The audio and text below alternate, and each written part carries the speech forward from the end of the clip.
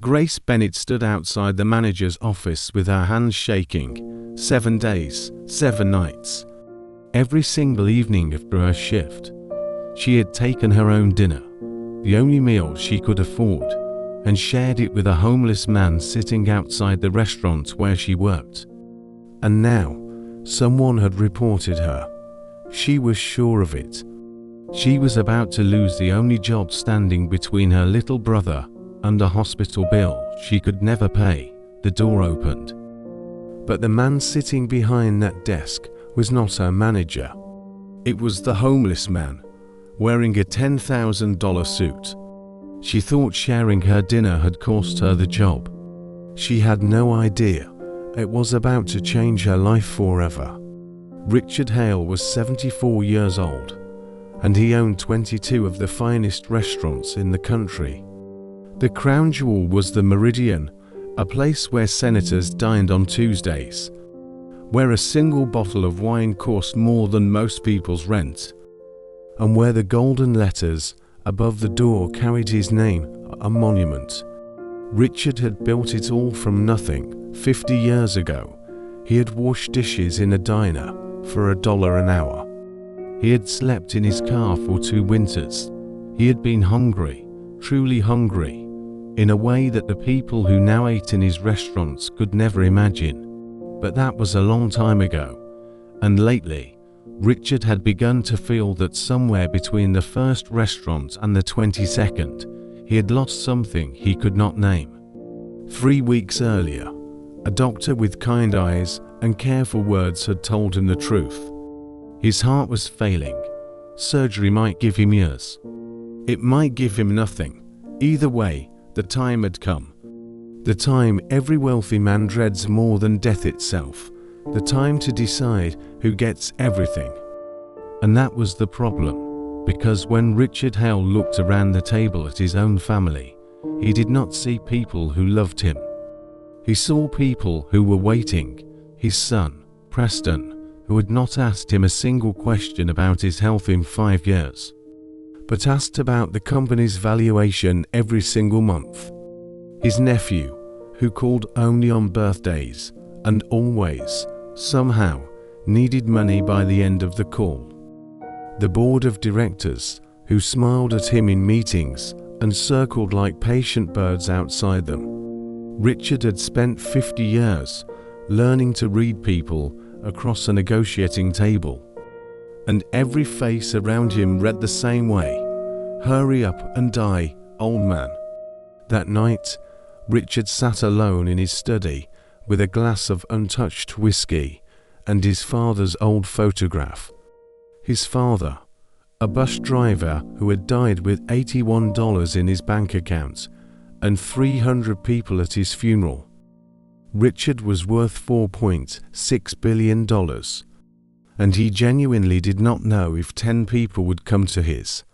He thought about his empire, the Meridian, the naming golden letters. Who would he give it to? Preston would sell it within a year. The board would carve it into pieces. The lawyers would feast on what was left, 50 years of work, and not one single person he trusted to protect it. And then, at 2 a.m, staring at the photograph of a bus driver who had been richer in every way that mattered, Richard Hale remembered something his father used to say: "If you want to know who a person really is, don't watch how they treat you. Watch how they treat someone who can do nothing for them." Richard put down the glass. He knew exactly what he had to do. The next morning, Richard did not call his lawyer. He did not call his son. He called no one. Instead, he drove himself, for the first time in 15 years, to a thrift store on the other side of the city.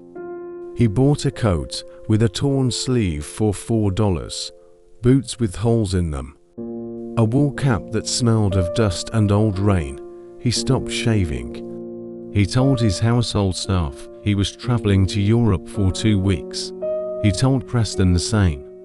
His son's only reply was a text message: "Okay, who's approving budgets while you're gone? Not safe travels. not "I'll miss you." Who's approving budgets? Richard looked at that message for a long time. Then he turned off the phone, put on the torn coat, and became nobody. His plan was brutally simple. For 7 days, he would sit on the sidewalk outside the Meridian, outside his own restaurant, beneath his own name in golden letters, disguised as a homeless man, invisible, powerless, someone who could do nothing for anyone. And he would watch how his managers treated a man with nothing, how his chefs treated him, how his own family treated him, if they happened to pass by. Whoever showed kindness, real kindness, the kind that cost something, would inherit everything. And if no one did, then he would leave his $4.6 billion to charity and let the vultures fight over the crumbs. The first evening was colder than he expected. Richard sat down on the concrete beside the service entrance of the Meridian at 6 o'clock, just as the dinner rush began. Limousines glided past him, perfume and laughter floated by. Men in suits he recognized, men who had shaken his hand at galas, stepped over his outstretched legs without a glance. By 8 o'clock, his back ached in ways he had forgotten a back could ache. By 9, he understood something that no board meeting had ever taught him. It was not the cold that broke you. It was the eyes, the way people looked at him. Or rather, the way they made sure not to. The way mothers steered their children in a wide arc around him. The way he had become, in the space of one torn coat, something less than a person.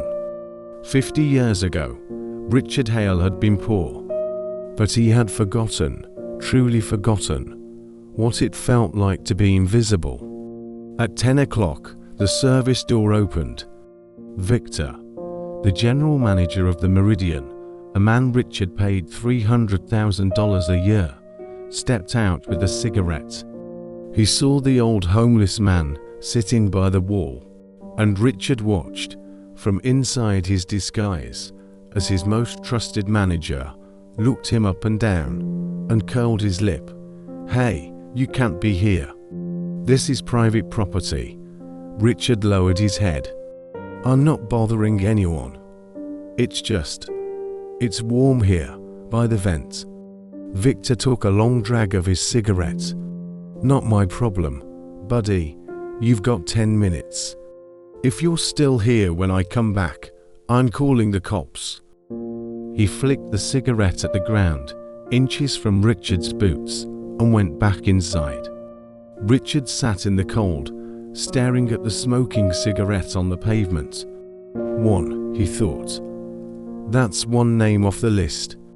He did not know it yet, but in exactly 40 minutes, a waitress named Grace Bennett would finish her shift, walk out of that same door with a small paper bag containing her entire dinner, and do something that would bring a billionaire to tears. 40 minutes after Victor's threat, the service door opened again. Richard braced himself, perhaps the police, perhaps worse. Instead, a young woman stepped out into the cold, mid-20s.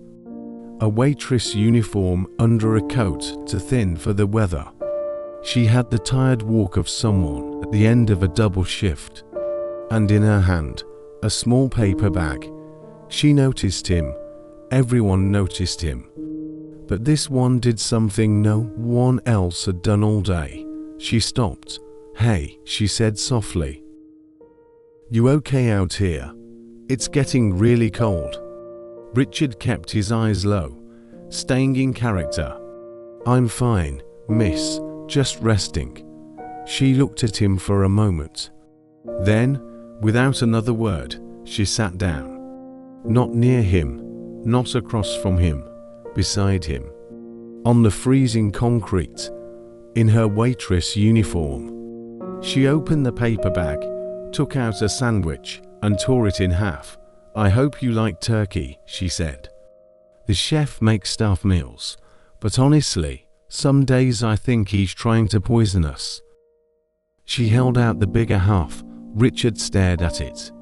In the last 20 years, people had given him yachts, watches worth more than houses. A senator had once gifted him a racehorse. He could not remember the last time anyone had given him the bigger half of anything. "I can't take your dinner," he said quietly.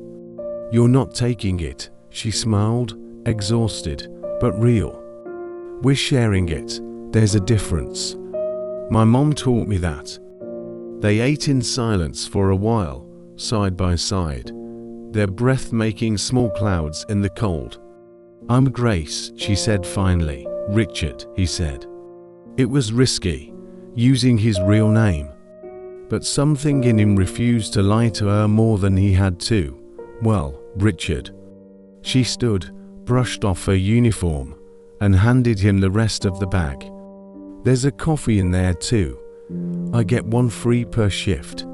"Sugar's already in it," I guessed.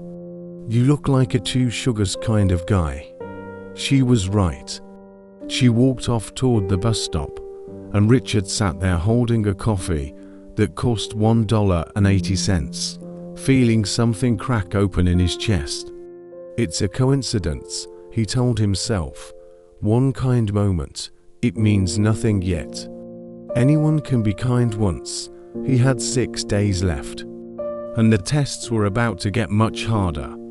The second day, Richard moved to the front of the restaurant. Sitting near the golden letters of his own name, he watched the lunch crowd flow past. He held out a paper cup, not because he needed coins, because he needed to see who would look at him. 240 people passed him between noon and 3 o'clock. He counted. 3 dropped coins without stopping.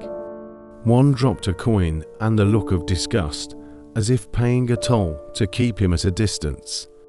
236 pretended he did not exist. At 4 o'clock, disaster. A delivery van braked hard, a crate slipped, and a box of vegetables burst across the sidewalk. Richard, on instinct, the instinct of a man who had once worked 16-hour days, got up and started gathering them. That was when Dominic came out. Dominic, head chef of the Meridian. A man Richard had personally recruited from France. A man whose signature dish had made this restaurant famous. Dominic saw a homeless man with his hands full of the restaurant's produce. "Thief," he bellowed, "drop it. Drop it right now." "I was helping," Richard began. "Helping." Dominic laughed, and it was an ugly sound. "You people don't help, you take." He turned to the delivery driver. "Throw that box away, all of it. It's contaminated now." Richard stood very still.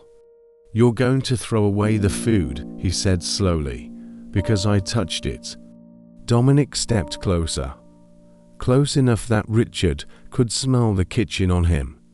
"I'm going to throw it away," the chef said, "because things like you touched it. Now get away from my restaurant before I have you removed." "My restaurant."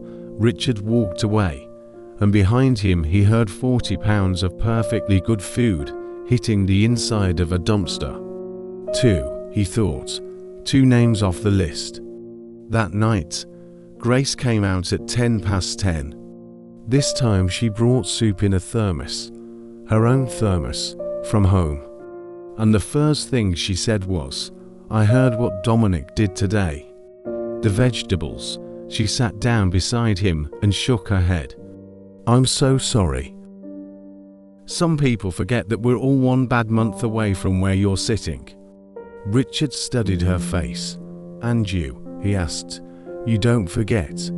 Grace was quiet for a moment. "I can't afford to forget," she said.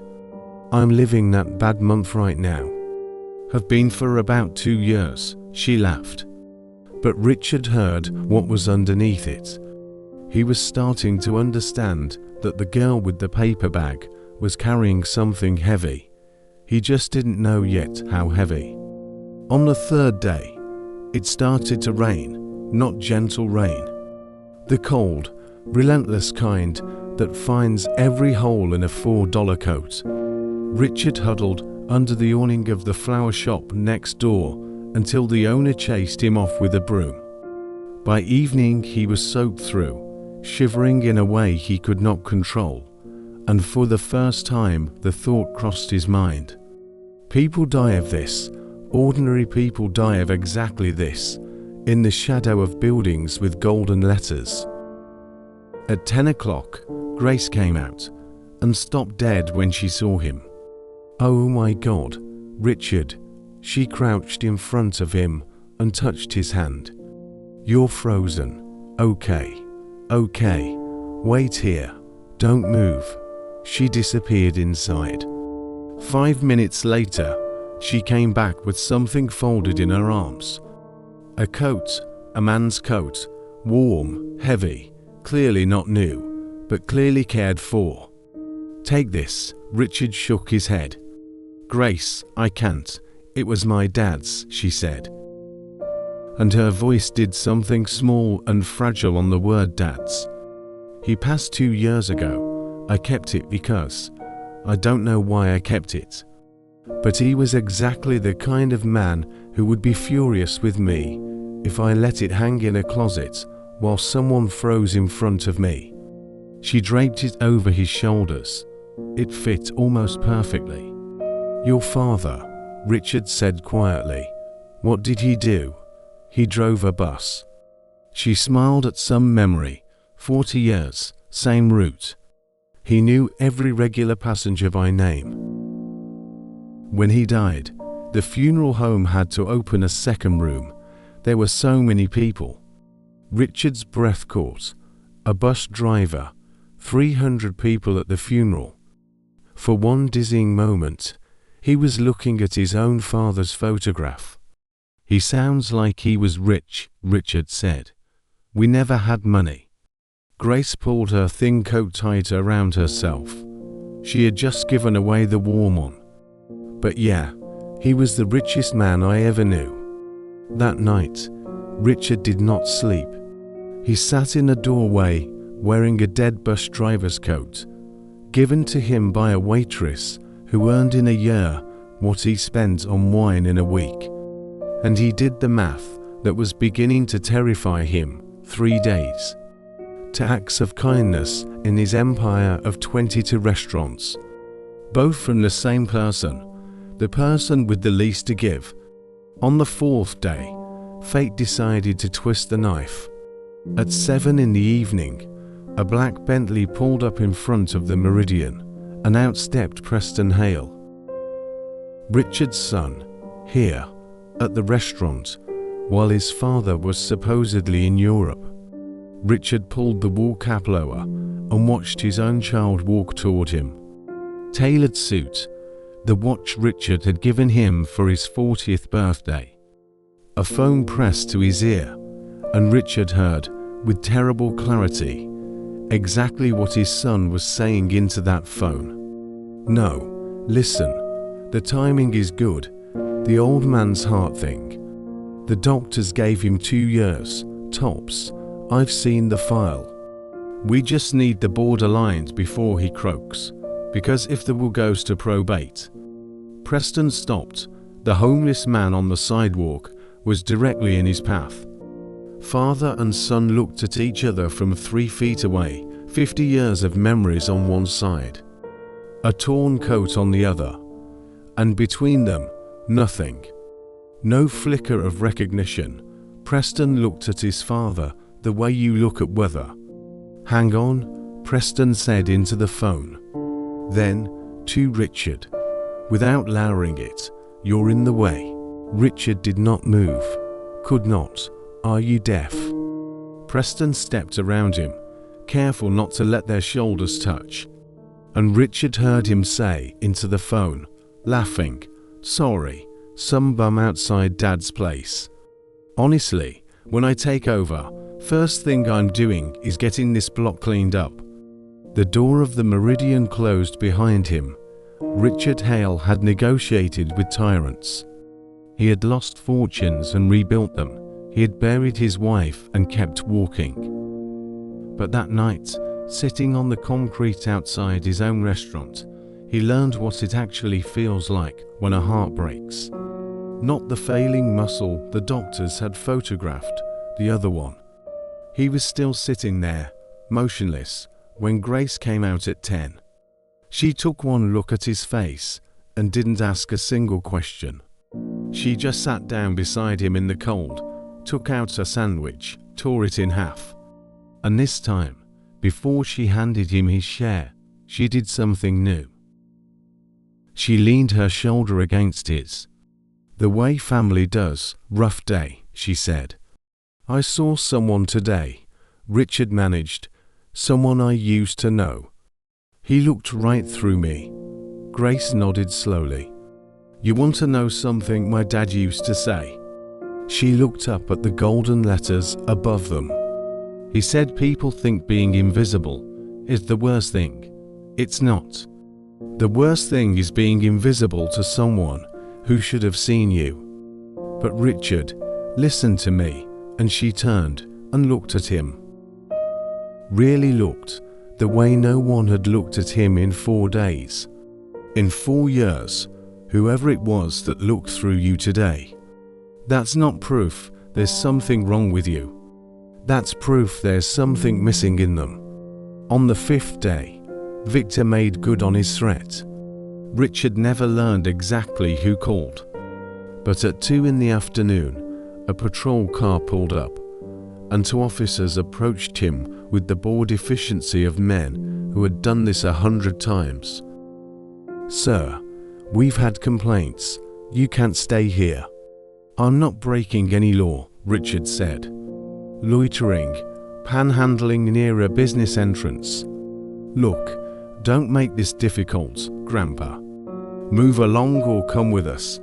And then it happened.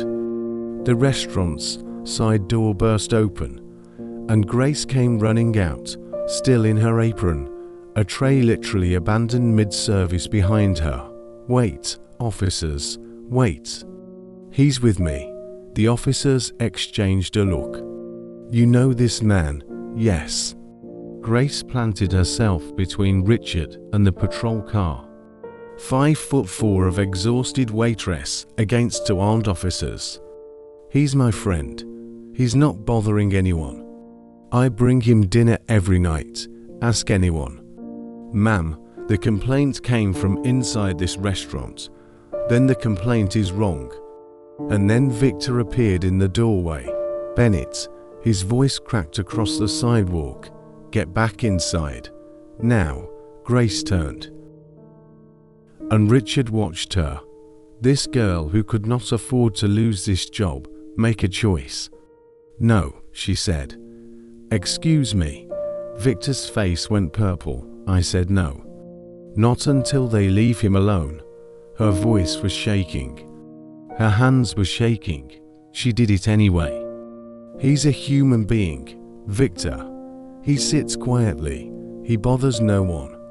And he has more dignity than half the people we serve caviar to. You are 1 word away from being fired." Grace lifted her chin. "Then fire me for the right reason. Fire me for being kind. Put that in the paperwork."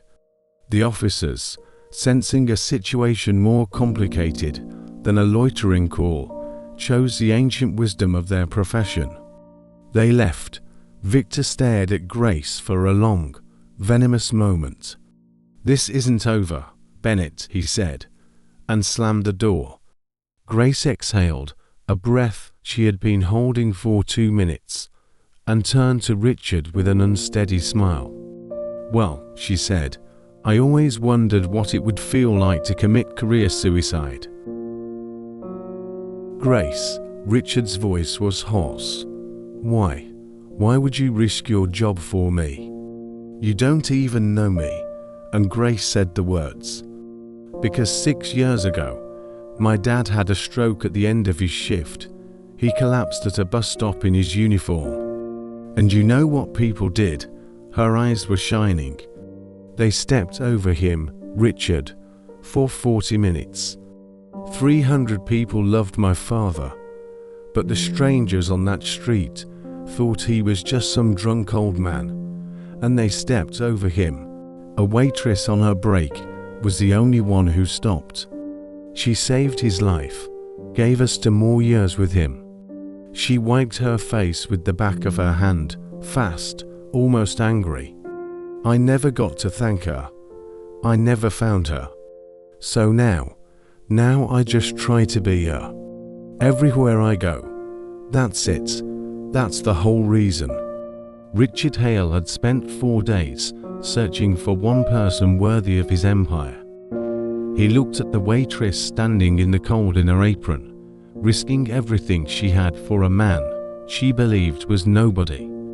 The search was over, but he did not tell her, because there was one thing left to learn, the thing he had heard in her voice every night, and never dared to ask.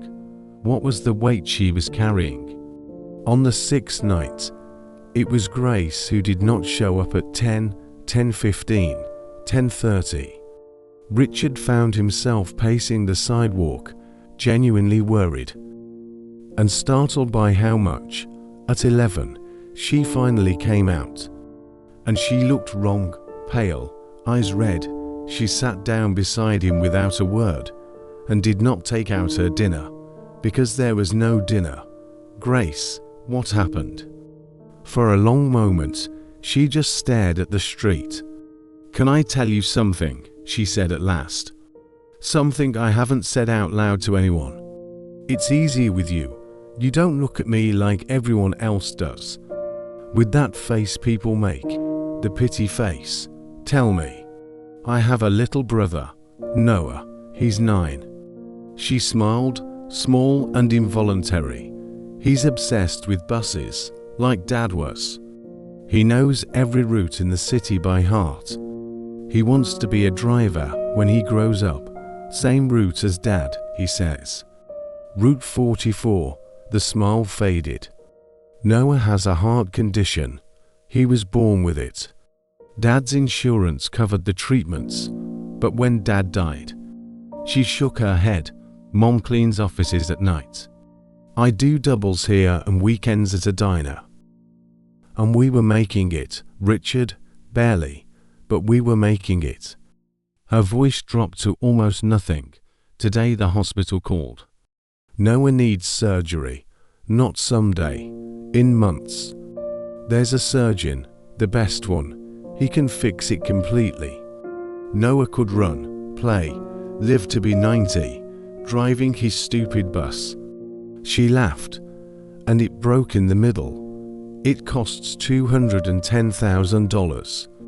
Might as well be $210 million.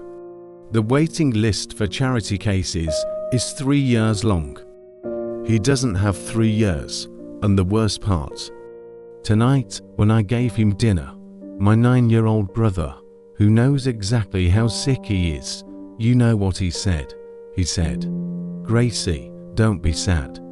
If I get to heaven first, I'll save you a seat on the bus. Dad's driving. She broke. 6 days of smiles, of shared sandwiches, of her father's coat, of standing up to managers and police officers. And underneath it all, the whole time, this. A girl holding up the sky with 2 waitress jobs and half a sandwich to her name. And still, every single night, she had torn her dinner in half for a stranger. Richard put his arm around her, and she cried into a dead bus driver's coat without knowing it was her father's. Without knowing whose shoulder she was crying on. Without knowing that the man holding her could end all of it. The fear, the bills, the countdown inside a 9-year-old's chest with a single phone call. Richard looked up at his name in golden letters, blurred through his own tears. 50 years, he had asked himself what all of it was for, $4.6 billion. And it turned out the answer had been waiting for him on a cold sidewalk, in an apron, asking if he liked turkey. When Grace finally pulled herself together, she apologized for crying. She straightened her coat and said she had to catch the last bus. Richard watched her walk away. Then he stood up, took out a phone she had never seen him use, and made 2 calls. The first was to his lawyer at midnight, with instructions that made the man drop his glass of scotch. The second was to the best cardiac surgeon in the country. Tomorrow was day 7. Tomorrow, the homeless man was going to disappear, and Richard Hale was going to walk back through the front door of the Meridian in a $10,000 suit to settle every account, every single one. On the 7th morning, the homeless man outside the Meridian was gone. The torn coat, the wool cap, the paper cup vanished, as if the sidewalk itself had swallowed him. Victor noticed on his way in and smirked. Finally, the cops must have scared him off. Dominic noticed and felt nothing at all. Grace noticed and stopped in the middle of the street with a cold feeling in her stomach.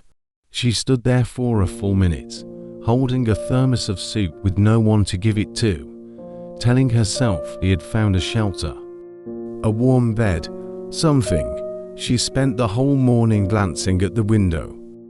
Across the city, in the penthouse he had not seen in a week, Richard Hale stood in front of a mirror. The beard was gone, the hands were manicured. The suit was navy blue, cut in Milan, and had cost more than Grace Bennett earned in a year. But the man wearing it was not the man who had taken it off 7 days ago. That man had owned 22 restaurants and trusted no one. This man had slept on concrete, been spat past, threatened, erased, and had been fed, clothed, and defended by a waitress with nothing. Richard fixed his cufflinks. On the table behind him lay a folder. Inside it, a new will, signed and witnessed at 2 o'clock that morning by a lawyer who kept asking if he was feeling well. Richard had never felt better in his life. At exactly 7 in the evening, peak dinner service, full house, every chandelier blazing, a black car stopped in front of the Meridian, and Richard Hale walked through the front door of his own restaurant. The hostess saw him first and went white. "Mr. Hale, we weren't expecting." "Mr. Hale is here," she hissed into her headset, and the words moved through the restaurant like an electrical current. Victor came out of the back office at a dead run, buttoning his jacket, arranging his face into the warm smile he kept for exactly one person on earth. "Mr. Hale, what a wonderful surprise. We thought you were in Europe. You look rested." Richard looked at his general manager, the same man who had flicked a cigarette at his boots and given him 10 minutes before calling the cops. "Victor," Richard said pleasantly, "tell me, how do we treat people here?" Victor blinked. "Sir, it's a simple question. At the Meridian, how do we treat people? Like royalty, sir. Every guest is, not guests." Richard's voice stayed soft, soft the way deep water is soft. People, somewhere behind Victor. Dominic had emerged from the kitchen, sensing the disturbance. The whole restaurant had gone quiet in that particular way. Forks suspended, conversations dying, 200 people pretending not to watch. Richard let the silence do its work. Then he spoke. "A week ago, an old homeless man sat down outside this restaurant. He began to walk, slowly, down the center of the dining room. He was cold. He was harmless. And I have spent 7 days learning exactly what this house, my house, did to him." Victor's smile was beginning to die at the edges. Victor threatened him with the police. Richard's footsteps echoed. Dominic accused him of theft for picking vegetables up off the ground. and threw 40 pounds of food into the garbage rather than let it be contaminated. Dominic's face drained. "Sir, how could you possibly?" Richard stopped walking. He reached into his pocket, took out a wool cap that smelled of dust and old rain, and placed it gently on the bar. Because the old man was me, the sound that went through the meridian was something between a gasp and a moan. Victor grabbed the edge of the bar. Dominic sat down, collapsed, really, onto a chair that was not there, and had to be caught by a waiter. "Mr. Hale," Victor's voice had gone the color of ash. "Sir, if we had known." "If you had known," Richard smiled, and it was the saddest smile in the world. "That's the whole point, Victor. Kindness that checks your net worth first isn't kindness. It's marketing." He turned to face them both. "You're not fired for how you treated a homeless man. You're fired for how you would have kept treating every homeless man, forever, if I hadn't been wearing the coat." He nodded toward the door. "Security will walk you out. Your severance is exactly 10 minutes. You'll recognize the number." And then Richard Hale looked around his restaurant and found the face he was actually looking for. Frozen in the corner, a tray trembling in her hands, eyes wide with a confusion that was slowly, terribly, turning into understanding. "Miss Bennett," said the manager, who was suddenly no longer a manager, reading from a note a security guard had just handed him. "You're wanted in the office." Grace Bennett stood outside the manager's office with her hands shaking. "He knows," she thought. "Whatever just happened out there, the owner is here, heads are rolling, and someone told him about the waitress who mouths off to managers and feeds strangers on company property. 7 days of sandwiches. One act of defiance in front of the police. Noah's surgery, the rent, Mom," she knocked. "Come in." She opened the door, and the world stopped making sense. Because the man behind the desk, in a suit worth more than her building, with clean-shaven cheeks, and her father's coat folded carefully over the chair beside him, was Richard. Her Richard, sidewalk Richard, to Sugar's Richard. "You." Her voice came out in pieces. "You're the owner. You're Richard Hale. I owe you an apology, Grace." He stood. "I lied to you every night for a week. Well, about one thing. The name was real. It was the only thing I couldn't bring myself to fake. Not with you." Grace's legs quietly stopped working. She sat down. "The sandwiches," she whispered. "The soup. Oh my God. I gave half a turkey sandwich to a billionaire." "You gave half of everything you had," Richard corrected gently, "to a man you believed had nothing. There's no version of mathematics in which that isn't the largest gift I have ever received." He sat down across from her, not behind the desk, beside her. The way she had sat beside him on the concrete. "Grace, I came out there to run a test. My heart is failing. I needed to know who deserved what I built, and my own family." He paused. "You met my son, actually, Tuesday. The Bentley." He stepped over me. Grace's hand flew to her mouth. "That was your." 240 people passed me in one afternoon. In 7 days, in an empire I spent 50 years building. Exactly one person saw a human being on that sidewalk. His voice roughened. One. And she was carrying a dying father's memory, a sick little brother, and 2 jobs.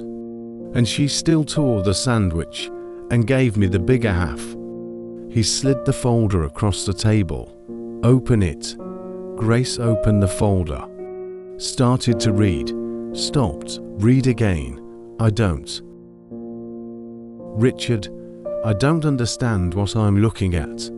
"It's my will, signed this morning." He said it the way other men mention the weather. The Meridian and the restaurant group go into a trust. You hold controlling interest. There's a foundation attached. Its charter is on page 4. Read the name. Grace turned to page 4. And what was left of her composure broke apart. The bus driver's coat foundation. For emergency aid to the invisible. No waiting lists, no questions. No one stepped over. Page 6, Richard said quietly, is dated tomorrow. 9 a.m., St. Augustine's cardiac wing. Dr. Elena Vasquez, she's the best in the country. I know that for a fact, because as of last night, she works for me. Grace looked up, not breathing. Noah's surgery is paid for, Grace, all of it, the recovery, the follow-ups. Your mother's rent, while she's at the hospital instead of cleaning offices. It was arranged before you woke up this morning. Why? It was all she could manage. I shared a sandwich. People don't. You don't get all this for a sandwich. And Richard Hale, who had commanded boardrooms on 3 continents, had to wait a moment before he could answer. 6 years ago, he said, you told me a waitress saved your father at a bus stop, and you never found her to say thank you. So you decided to become her instead. He took her hand. You found her.